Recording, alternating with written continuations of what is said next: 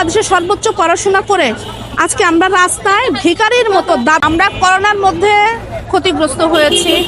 এমনকি রিটায়ারমেন্টের বয়স বাড়ানো হয়েছে, সেখানে আমাদের বয়স বাড়ানো হয় নাই। আপনারা জানেন হয়তো যে মুক্তিযোদ্ধাদের সন্তানদের 32 করে দেওয়া হয়েছে।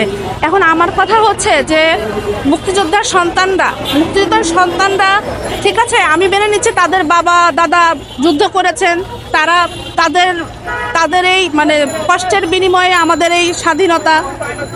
তো আমার কথা হচ্ছে তারাও 32 পেয়েছে, তাহলে আমরা কি দোষ করছি? আমাদের তখন 30 করা হইলো, তখন আমাদের 32 করা হয়নি, আমরা সেটাও মেনে নিচ্ছি যে ঠিক আছে তারা কিছু একটা দাবিদার, তারা দেশের জন্য কষ্ট করেছে, তারা দাবিদার। কিন্তু এখন মুক্তিযোদ্ধাদের যারা সন্তান যারা 32 পেয়ে আছেন, তাদেরও দাবি আজকে এইটা যে 35 করা হোক। তো যেহেতু রিটায়ারমেন্টে যারা অবসরে গিয়েছে তাদের বয়স যেহেতু বাড়িয়ে দেওয়া হয়েছে, তো এখানে তো কর্মসংস্থান ফাঁকা হচ্ছে, এমন তো না যারা অবসরে যাচ্ছে সেখানে আসলে কর্মসংস্থান ফাঁকা হচ্ছে না। প্রতি বছর একটা নির্দিষ্ট সংখ্যক এতদিন এই পায়ের তলি ক্ষয় করে এখানে এসে প্রতিদিন দূর দূরান্ত থেকে, শুধু এখান থেকে না, বাংলাদেশের শেষ প্রান্ত থেকে মানুষ এসে এখানে আন্দোলন করছে শুধুমাত্র একটা দাবির জন্য, সেটা 35, যে আমাদের চাকরিতে বয়সের প্রবেশ সীমাটা 35 করে দেন। সে কর্মকর্তাগণ বা কর্মচারীগণ তারা অবসরে যাচ্ছে, যেহেতু ফাঁকা হচ্ছে সেহেতু 35 যৌক্তিক একটা দাবি। এখানে বেকারত্বেরও কোনো সম্ভাবনা নাই বা এখানে নেগেটিভ কোনো কিছু আসতেই পারে না। তাদের এই চাকরির দায়িত্বই এরকম যে তারা ধরবে, তারা মামলা দিবে, এটাই তাদেরই, কিন্তু তারা যৌক্তিকতা বুঝতে চায় না। কষ্ট লাগে অনেক, মানে মনে দুঃখ নিয়ে বলতে হয় যে আজকে আমরা অনার্স মাস্টার্স কমপ্লিট করে এই জায়গায় এসে দাবির জন্য দাঁড়িয়েছি, কিন্তু এসএসসি পাস করে একজন পুলিশ সদস্য হয়ে সে আমাদের উপর লাঠিচার্জ করে। এর থেকে বড় লজ্জার নাই। এই শিক্ষার কোনো মূল্যই নাই আমাদের। আপনি দেখেন 2 দিন আগে এই যে রিক্সা শ্রমিক যারা রিক্সা চালায় যারা, তাদের দাবিকে মেনে নেওয়া হইলো।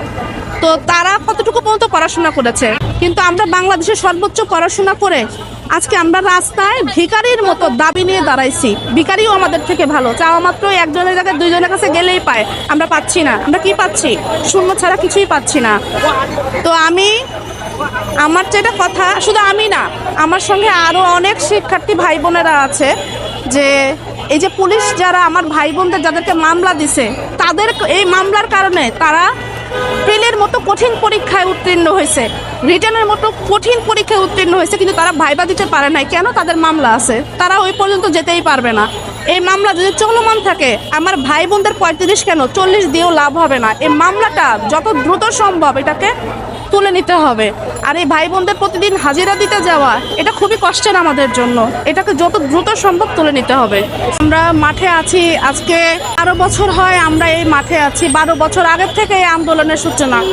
তো আমরা যেভাবে আন্দোলন করছি বা আমরা যেভাবে আমাদের দাবিকে তুলে ধরেছি, এখানে 35-এর দাবিতে অযৌক্তিক কোনো কিছুই নাই, যা আছে সব কিছুই যৌক্তিক। তো এখানে এই দাবি বাস্তবায়ন না হওয়ার কোনো যৌক্তিকতাই নাই, বরং দাবি বাস্তবায়ন হওয়ার অনেক যৌক্তিকতাই আছে।